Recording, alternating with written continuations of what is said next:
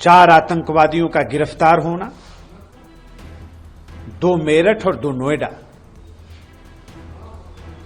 और जो प्रथम चरण की जांच हमारी एजेंसियों ने किया है, इन आतंकवादियों का कनेक्शन पाकिस्तान से,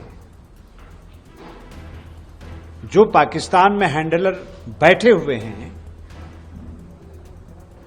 उनके बताए गए रास्ते पर, उनके मार्गदर्शन में ये काम कर रहे हैं।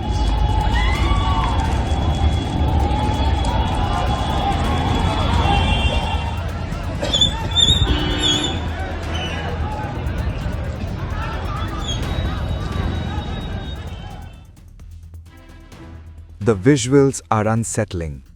Smoke rising from burning vehicles, stones flying across busy roads, workers running, police in riot gear responding with force.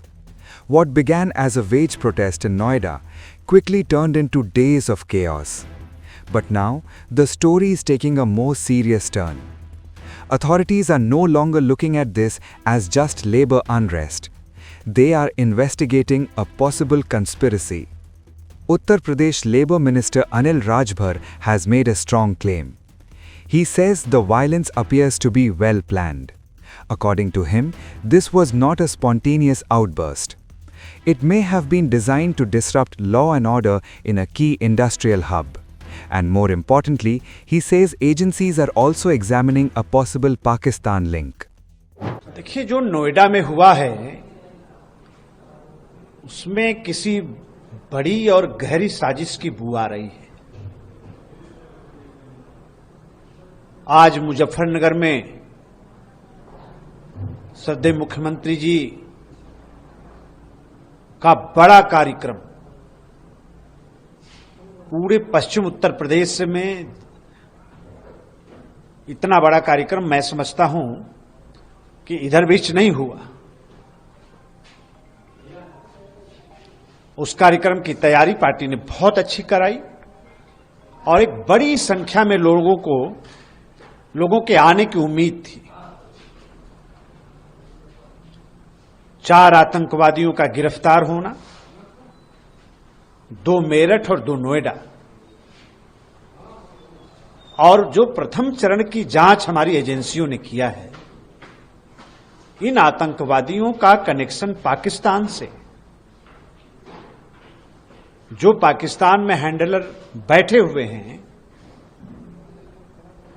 उनके बताए गए रास्ते पर, उनके मार्गदर्शन में ये काम कर रहे हैं। अभी जांच आगे बढ़ेगी तो आप देखिएगा, कोई भी बड़ा खुलासा हो सकता है।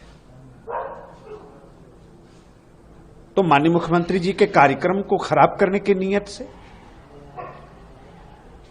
आज माननीय प्रधानमंत्री जी के मार्गदर्शन में डबल इंजन की सरकार जिस तरह से औद्योगिक वातावरण को बेहतर बनाने का काम किया है उत्तर प्रदेश में, इस माहौल को बिगाड़ने के लिए एक बड़ी साजिश की गई। This is where the story shifts. In the past few days, security agencies have arrested 4 suspected terror operatives from Noida and Meerut. These individuals are believed to have links with handlers based in Pakistan. Now, investigators are exploring whether there is any overlap between those networks and the violence on the streets. At this stage, it is important to note that this is still under investigation. There is no confirmed link yet, but the fact that agencies are probing this angle shows how seriously the situation is being viewed. On the ground, the scale of the unrest has been massive. Over 40,000 workers gathered across more than 80 locations in Noida. The protests spread across Phase 2, Sector 60, Sector 62 and Sector 84. What started as a demand for higher wages soon spiraled out of control. There were incidents of arson, vehicles were set on fire, public and private property was damaged, traffic came to a standstill. Police had to act fast. Heavy force was deployed, tear gas was used to disperse crowds, and in the days that followed, a massive crackdown began.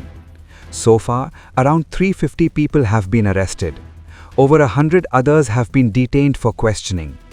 CCTV footage from factories and nearby areas is being scanned to identify those involved.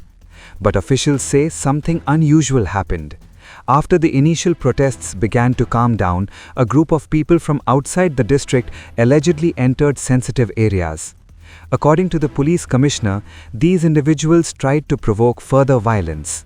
Some have been taken into custody, others are still being identified.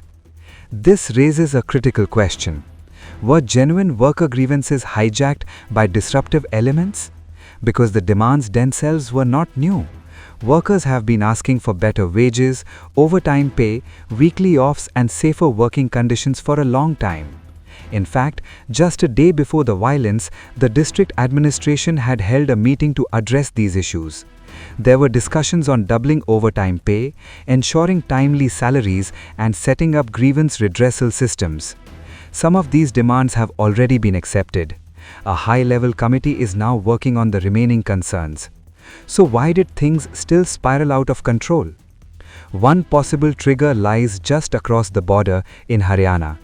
The recent wage hike announced there has created expectations among workers in Noida. Many are now demanding similar pay.